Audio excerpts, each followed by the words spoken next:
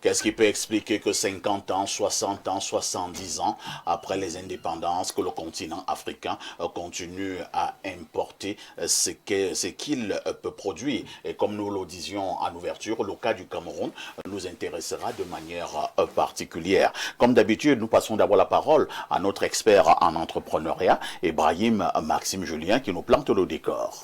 Alors, merci Perfecto pour la parole donnée. Cette thématique, effectivement, elle est assez intéressante. Pourquoi est-ce que l'Afrique continue d'importer ce qu'elle peut produire? Et vous l'avez rappelé, ça fait 40 ans, 50 ans qu'on dit vraiment l'Afrique, elle est riche, elle a le potentiel, on a les ressources minières, on a les ressources forestières, on a les ressources agroalimentaires, on a. Mais depuis qu'on dit qu'il faut pouvoir produire, là, on ne produit pas. Pourquoi est-ce qu'on n'y arrive pas par faire ici? Je vais donner 4 éléments. Je vais laisser le soin aux autres de compléter. Je vais éviter de toucher le gouvernement pour le moment parce que je sais que quelqu'un ne va pas louper le gouvernement ici. Donc, je vais aller dans des arguments un peu plus pratiques. Vous voulez parler d'Alain Delon. Voilà, vous avez déjà tout compris. Donc, du coup, je vais d'abord laisser le gouvernement. Et dire que parfois ici, on assiste à un héritage historique de l'économie d'extraction. Extractive. On a un héritage comme ça en Afrique où dans le passé, à chaque fois qu'on avait à produire les choses qu'on parvenait à faire les champs, c'était pour pouvoir exporter, c'est pour envoyer au port, c'est pour envoyer de l'autre côté. Et les pays européens qui avaient les commandes à l'époque les récupéraient, juste les transformaient, puis venaient les vendre tout simplement ici. Et ils ont travaillé en sorte que l'Afrique soit toujours un marché de consommation.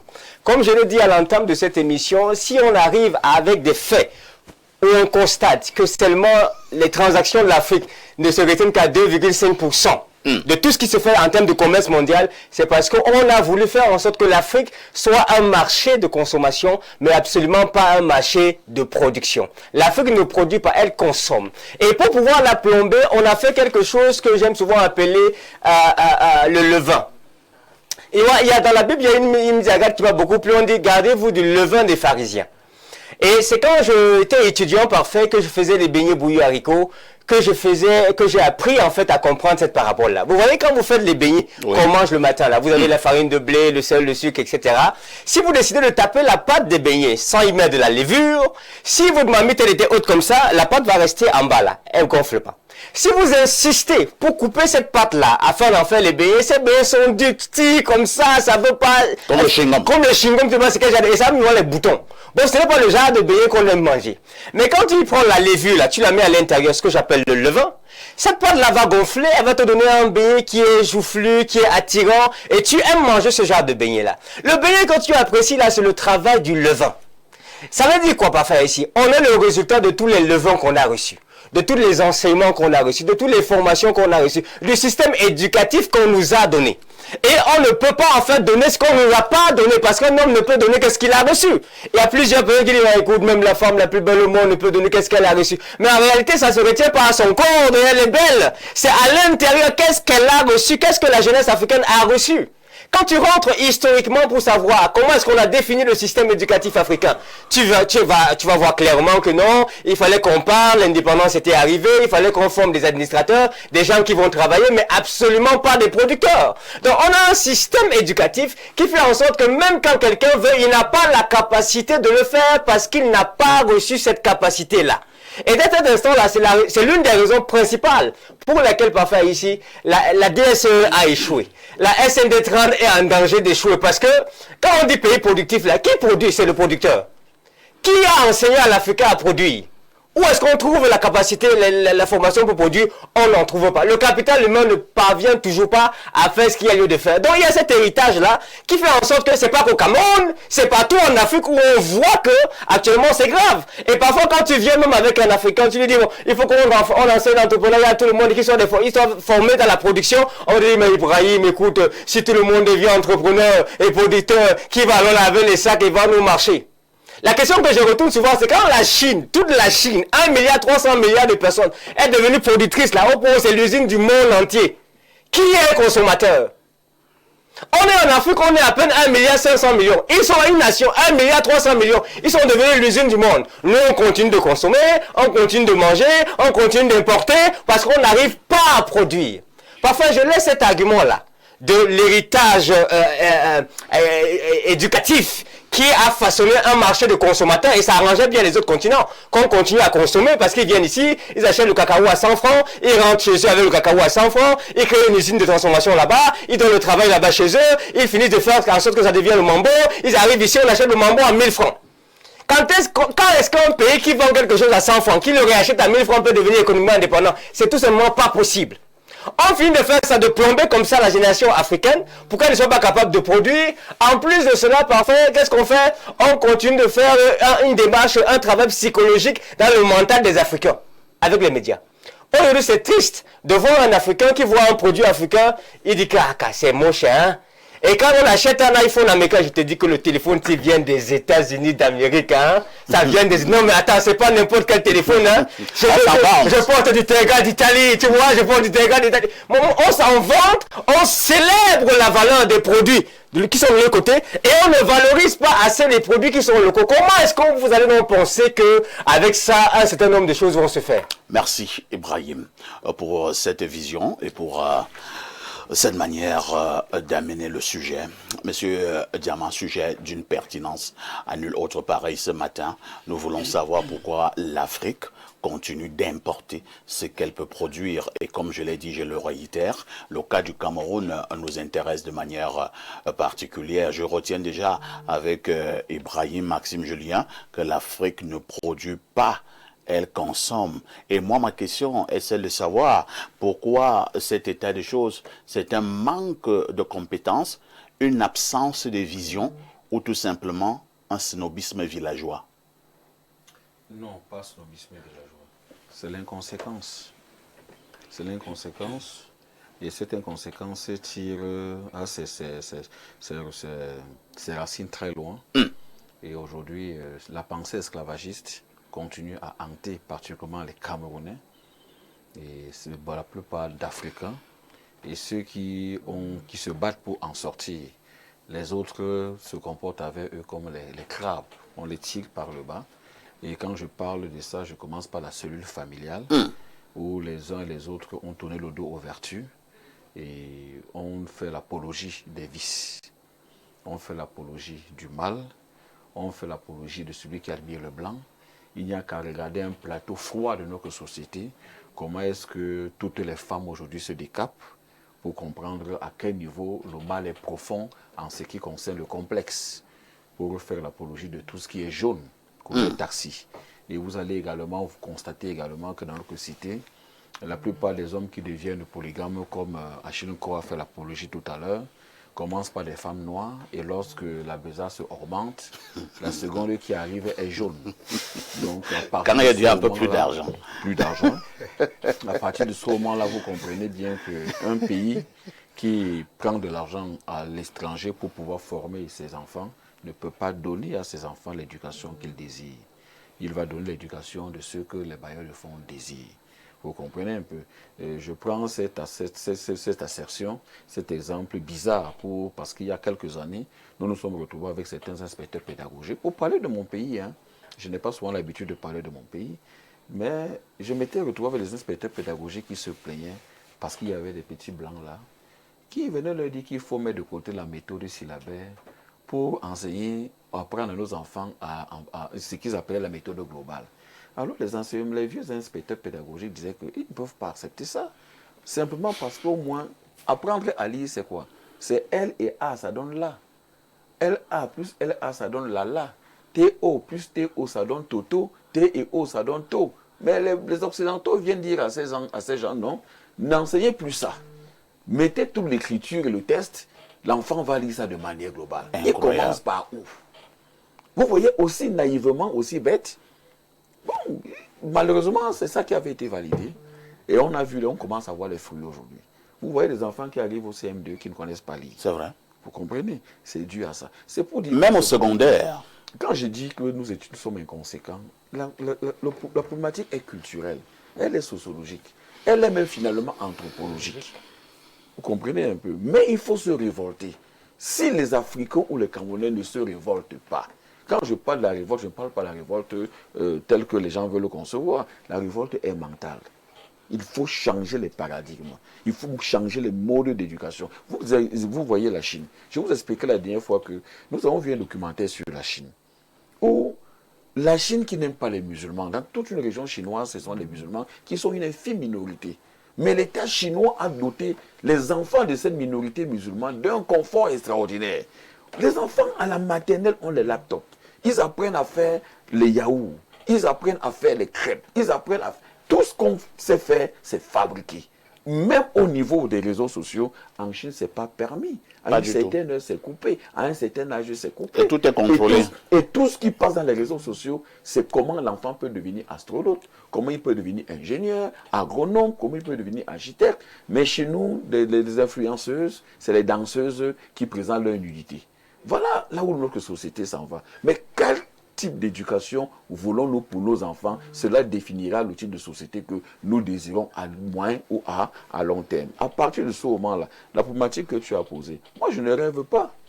Sur la problématique en question, nous en avions déjà parlé en 2009. Nous perdons notre temps? Nous perdons le temps. Oh là là. Il n'y aura rien qui Quel sera scepticisme. là. Ce n'est pas un scepticisme, ce sont des évidences. Vous savez, c'est pour ça que j'aime les statisticiens. Les statisticiens comptent. Quand les statistiques donnent, on vous dit que si vous n'ajoutez pas 50 sur 50, vous demeurez à 50. N'est-ce pas? C'est clair. Mais il ne faut pas rêver. Vous n'ajoutez rien, vous voulez atteindre 100. Comment vous allez arriver à 100? Commencez par ajouter 10 sur 50, ça va donner 60. Mais nous ne faisons rien, nous tournons autour du pot. L'autre jour, nous parlions de la politique de l'impôt-substitution. Je vous ai posé une question simple. Comment pouvons-nous nous imaginer des gens qui disent être dans les groupements patronaux? Personne n'a une plantation.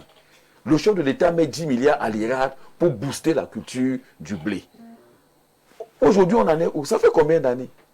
Nous en sommes où? Les mêmes gens continuent à importer le blé et on nous dit qu'on va produire le blé. Mais non, on ne peut pas y arriver. Pour y arriver, il faut que les uns et les autres se donnent un challenge.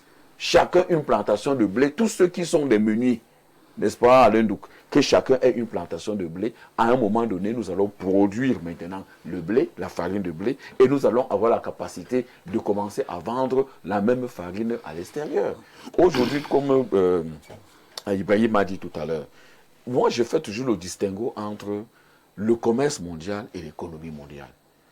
L'Afrique en général, c'est 70% de l'économie mondiale. On va chuter. Je suis clair là-dessus. Mais le commerce mondial, nous en sommes faibles. Mais tant que nous n'allons pas envoyer nos enfants aller étudier dans des bonnes écoles, là où ils peuvent avoir accès au transfert de technologie, au vol de la technologie, parce qu'en réalité, la technologie, ça se vole. Ça ne se transfère pas. Ce n'est pas les accords entre États qui vont conférer cela. Il faut que les Africains cessent de rêver. Envoyez vos enfants en Chine. C'est d'ailleurs ce que la Chine avait fait à un moment donné. Hein.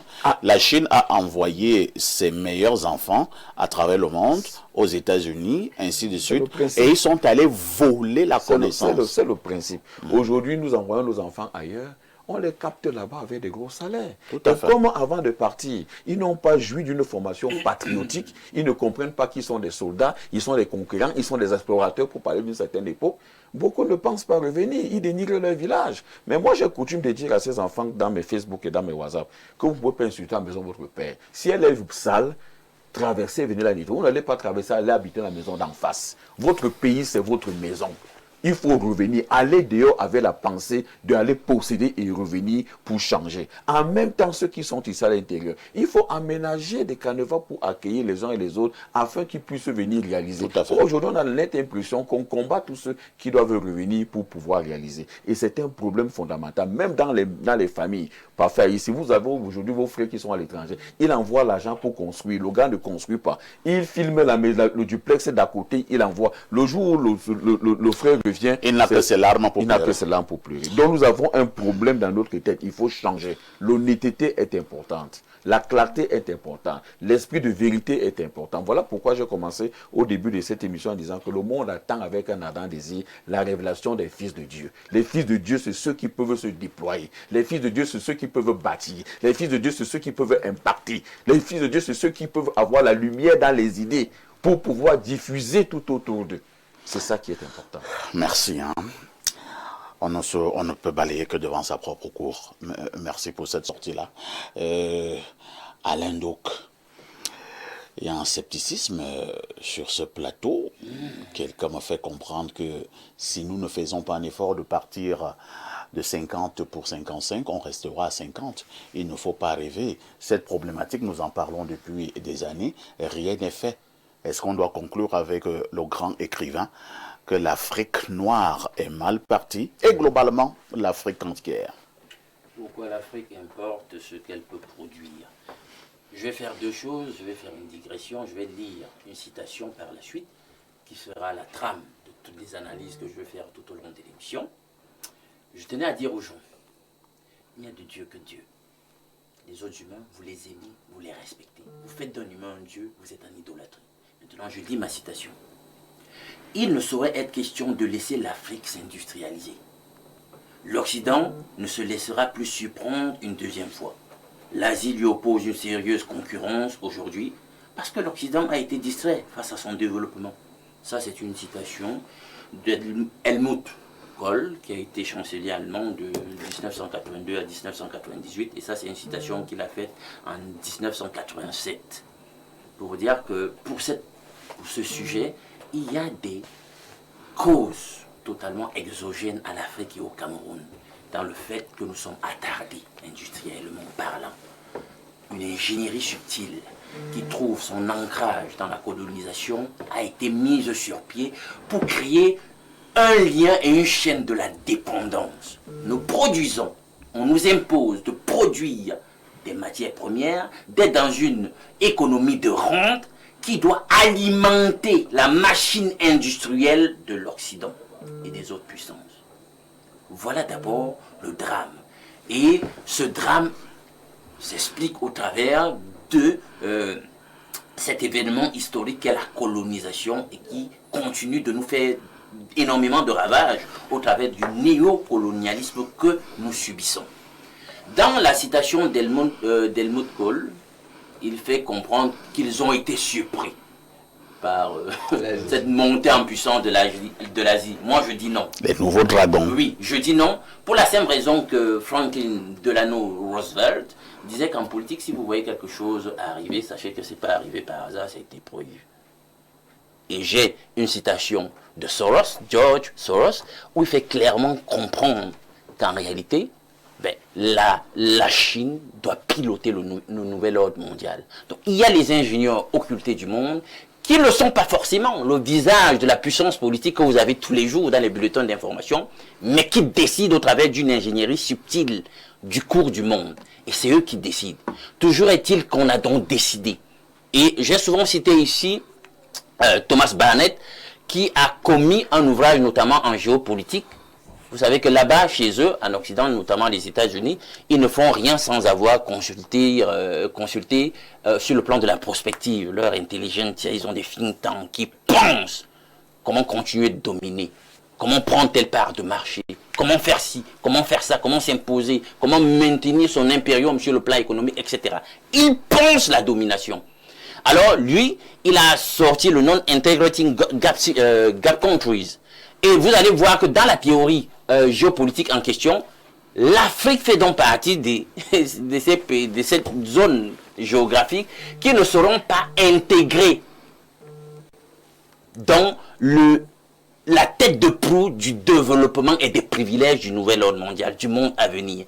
Et qu'est-ce qui est établi? On dit justement qu'on a eu un retard dans l'industrialisation, on a eu un retard dans le développement qui fait que nous ne pourrons pas suivre le trend, notamment de la 4e révolution industrielle telle qu'elle est en train de se mettre en œuvre. Donc nous serons totalement cantonnés à être une espèce de vivier chaotique où les gens viendront s'approvisionner pour les ressources et les minéraux stratégiques nécessaires à la propulsion de ceux qui ont déjà pris de l'avance sur le plan technologique, sur le plan scientifique, sur le plan industriel. Voilà donc le drame dans lequel nous nous trouvons et nous ne l'avons pas forcément voulu en raison de cet accident historique qu'est la colonisation. Cependant, et quelqu'un me disait ici, je sais que tu vas chuter sur le gouvernement, justement, parce que s'il y a des raisons endogènes... on s'en va voter.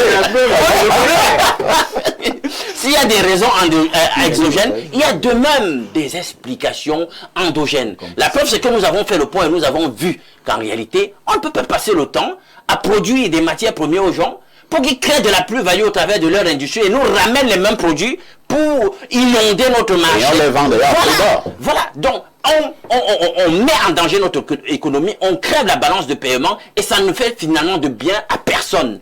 Alors, il y a une responsabilité d'une politique de substitution de cette dynamique. Mais est-ce qu'on l'a réussi donc? On a parlé d'impôt substitution. Or, vous voyez que nous sommes toujours dans une dynamique d'importation frénétique, quasi pathologique. Les gens utilisent le verbe pour dire des choses, mais la parole politique ne se suit pas d'une concrétisation au travers des actes forts qui démontrent une volonté d'agir selon ce que nous nous sommes dit, selon ce qu'on a convenu. Vous voyez donc qu'on a une économie totalement extravertie. Dites-moi, si vous passez le temps à prendre tout ce qu'ils produisent dans leur industrie, vous développez la vôtre quand? Vous voyez donc la tragédie au niveau des réserves de change, etc. On n'arrive pas à s'en sortir. Il faut une nouvelle ingénierie de la prospective du développement pour sortir de cette impasse. Je parlais de René Dumont tout à l'heure. C'est vrai que Alain Douka choisit ses auteurs. Alors, Eric Achenkor, René Dumont sort son ouvrage, hein, L'Afrique noire est mal partie. Ça crée un tollé dans plusieurs pays africains. Il est d'ailleurs interdit de séjour dans plusieurs pays africains. On avait estimé que René Dumont avait manqué de respect au continent noir. Vous savez ce que René Dumont a fait? 10 ans plus tard, il sort un autre ouvrage. Il dit l'Afrique étranglée. René Dumont avait raison? D'une part, oui, il avait raison parce que les uns et les autres ont implanté le décor et ils l'ont si bien dit. Joseph Marie a parlé précédemment de l'héritage socio-anthropologique, Ibrahim, de l'héritage historique colonial, et Alain Douka également. Donc en réalité, il s'agit d'un héritage qui plombe en réalité le développement du Cameroun. Ce n'est pas qu'au niveau, n'est-ce pas, des politiques économiques et autres. Lorsque vous prenez la SND 30, par exemple, il faut dire au passage que la politique des États est essentiellement économique, c'est-à-dire le développement est à la base économique. C'est clair. Et alors, le Cameroun, dans sa SND 30, qui est une très belle vision d'ailleurs, parle du développement. Le DSE était également une très belle vision. Hein. Tout ça, c'est de belles visions. Mais échec total. Sans exception. Je parle de la vision, mais je ne parle pas des politiques. Je ne suis pas encore au niveau des politiques d'implémentation de ces visions. Pour dire en réalité que l'objectif essentiel, au-delà de l'objectif central qui est le développement économique, il y a le développement du capital humain.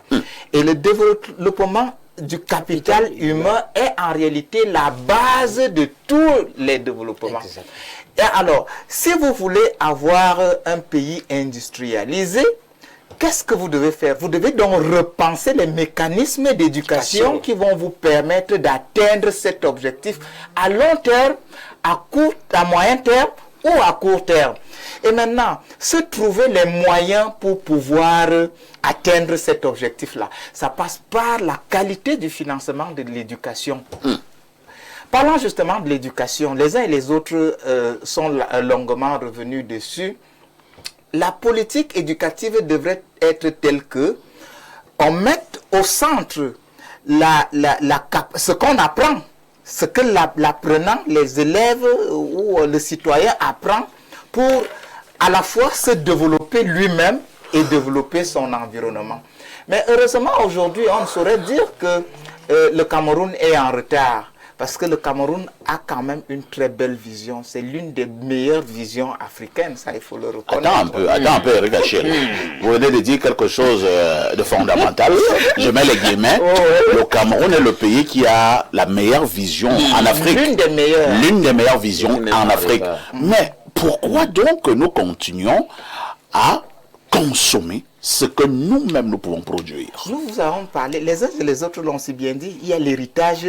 Il y a l'héritage. Que faisons donc de cette vision, cette meilleure vision? Mais maintenant, nous restons dans la vision sur le papier et les autres se développent. Là, il ne faut pas la diminuer. C'est pour ça que je voudrais en venir en disant qu'il faut des politiques de rupture fortes avec ce système-là. Dans la vision, il n'y a pas ces politiques de rupture.